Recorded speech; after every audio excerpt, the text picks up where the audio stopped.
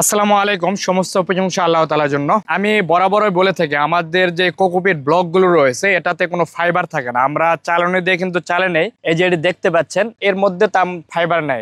এটা শুধুমাত্র কোকোপিটই থাকে এখানে। আমরা কিন্তু ফাইবারটাকে অন্য কাজে লাগাই। এটা কোকো ফাইবার মালচিং এর কাজে ব্যবহার হয়, গাছের গোড়ায় দিয়ে থাকে, আগাছা জন্মে না। তো ফাইবারকে আমরা আলাদা কাজে লাগাই এবং এই গুঁড়াকে আপনাদের গাছের গোড়ায় দিতে পারেন। গাছের গোড়ায় দিলে এটা মাটির পরিবর্তে ব্যবহার হয়, প্লাস জৈব সারে পরিণত হয় এটা আস্তে আস্তে।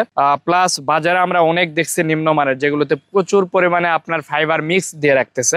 আপনার প্রয়োজনীয় ছাদ বাগানের পণ্য অর্ডার করতে আমাদের ওয়েবসাইট ভিজিট করুন। আসলে ফাইবার প্লাস কোকোপিট মিক্স দিয়ে রাখলে এটা তেমন একটা কাজে লাগে না সেখানে, আর এটা মাটির সাথেও ঠিক মতো মিক্সার হতে চায় না। তো এই জন্য আমরা ব্লকগুলো রাখছি একদমই ফাইবার মুক্ত, শুধুমাত্র কোকো ডাস্ট এর মধ্যে পাবেন, ফাইবার পাবেন না। এটাতে আমাদের চালনি করার পর শুকানো হয়, শুকানোর পরে এটা আমরা ব্লক তৈরি করি, দেন তারপর আপনারা এটা ব্লক আকারে অর্ডার করলে ব্লক হিসাবে পেয়ে যাবেন। আর যদি আপনারা গুঁড়া নেন সেটাও নিতে পারবেন, ওটা কোকো ডাস্ট হিসাবে দেখবেন আমাদের ওয়েবসাইটে রয়েছে আলাদাভাবে, ওখানে আপনারা অর্ডার দিতে পারেন। অথবা স্ক্রিনে দেওয়া যে নাম্বার রয়েছে এই নাম্বারে ফোন করেও আপনি কিন্তু অর্ডার দিতে পারবেন। আজকে এই পর্যন্ত, সবাই ভালো থাকবেন, সুস্থ থাকবেন, আল্লাহ হাফেজ।